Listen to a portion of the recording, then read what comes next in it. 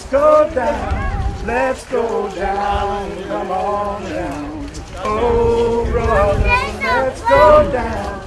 Down in the river to pray. Although you have not seen him, you love him.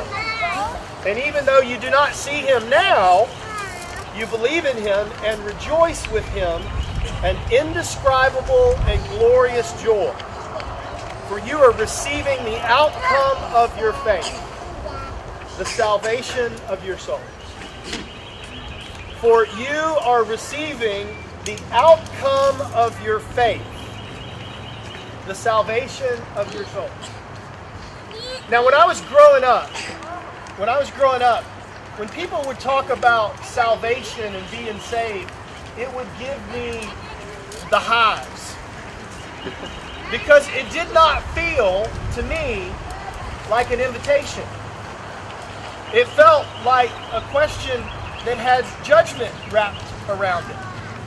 Now, I don't know about you guys. Some of you guys may have experienced that same feeling. Some of you guys may have been bombarded with those very same questions about salvation and being saved.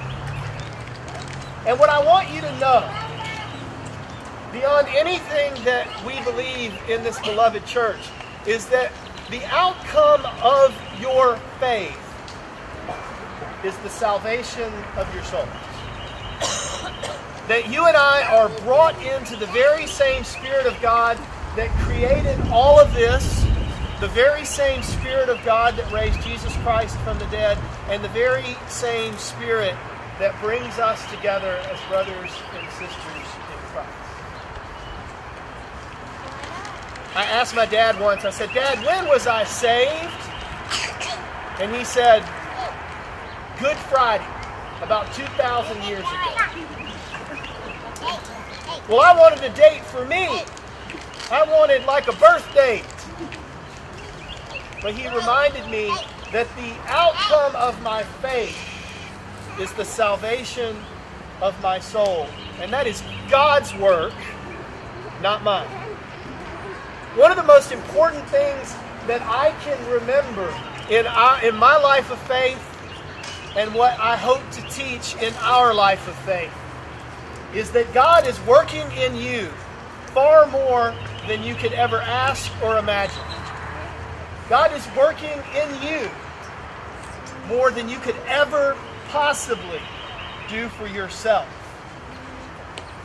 Salvation is not about one decision or one action that I, Ben Nelson, make. It's about the grace and Spirit of God that has been moving in me since before there was a me. The outcome of my faith is the salvation of my soul. And if it's true for me, then guess what? It's true for all of us. When I first got here as rector, Bruce and I were joking. And Bruce said to me, "Am I going to throw you in the river today?" And I said, "You know what? We don't throw people in the river. We invite them to jump in with us." Remember that? Yes, sir. This life of faith that we lead together is not about throwing somebody into the river with us, but realizing that the water feels good and that we are inviting them to join us, so that they too might know that the outcome of their faith is a beautiful and grace-filled salvation. Now I'm going to let you in on a little something. You know what the word salvation really means? Healing and wholeness. It means reconciliation.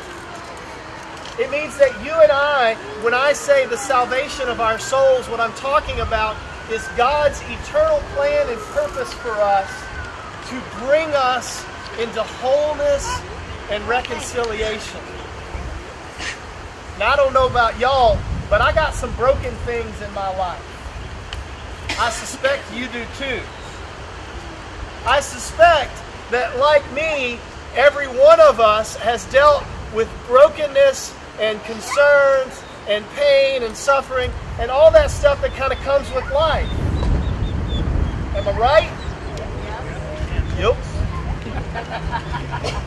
So it is a good and beautiful thing that the outcome of our faith is the healing, reconciliation, and restoration of our very soul. That as faithful people, as people full of faith, that's you and me, as people that are full of faith, we know beyond a shadow of a doubt that the outcome of that faith is wholeness and reconciliation. When Thomas wasn't there that first Easter Sunday, how do you think he felt? A little broken, a little left out? Any of you ever felt broken and left out? You know what I love about Thomas? He showed up the next week too. Even in the midst of being left out, of feeling broken, of feeling less than, he still showed up. And Jesus showed him what true healing, salvation, and reconciliation looks like. And he said to him and to us, do not doubt, but believe. Another word for believe is trust. Now some of us have trust issues, but we are called as faithful people to believe and trust in that salvation, that reconciliation, that wholeness, and that healing that God is working in us, whether we know it or not. I would dare say whether we accept it or not.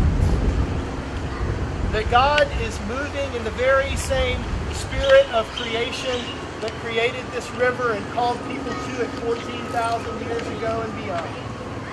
That God is moving in that very same spirit that has resurrected and healed and made things new over and over again. Every one of you has an example in your life that is a living miracle. Do not doubt, but believe.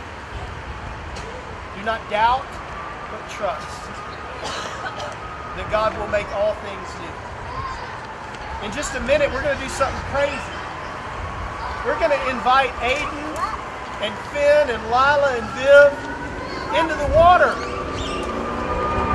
And they may or may not go. But we're going to invite them. And we're going to stand with them at the river's edge, just like generations have done before us. We're going to stand at the river's edge.